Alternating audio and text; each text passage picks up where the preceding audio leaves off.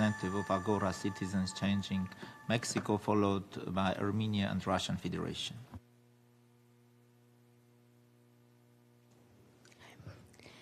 Thank you, Chair. My name is Myelle Rodgers, and I take the floor on behalf of the Financing for Development Children and Youth constituency of the Major Group of Children and Youth and the DMUN Foundation.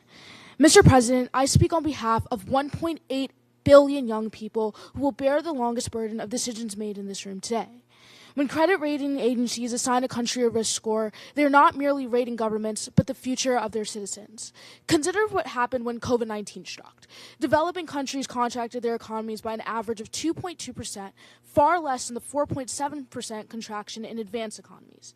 Yet, developing countries received over 95% of all sovereign credit downgrades.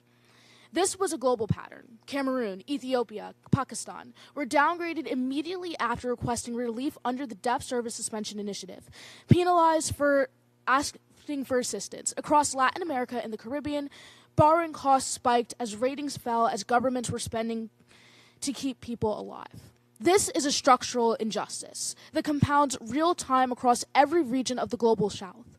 Climate shocks, pandemic debt, and currency depreciation creates cascading crises that the CRA methodologies translate into downgrades, triggering capital flight, further fiscal tightening, and cuts to education, health, and climate investments that would reduce long-term vulnerability.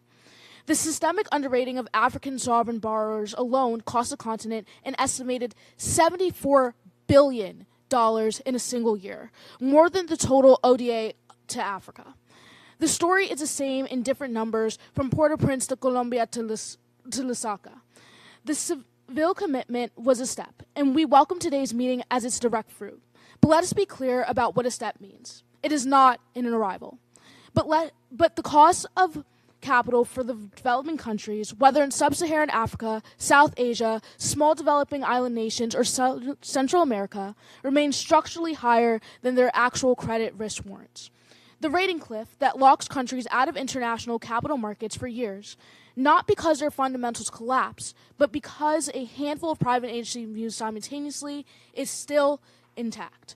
Mr. President, Excellencies, and distinguished colleagues, children and youth demand that ECOSOC address the cost of capital crisis as a developmental emergency. Transparency and methodology disaggregated data on how social and climate resilience investments are scored, and accountability mechanisms for pro-cyclical rating behavior as minimum conditions for fair access to finance. The bill for an action is being sent to us. We thank you. Thank you. I give the floor now to the distinguished representative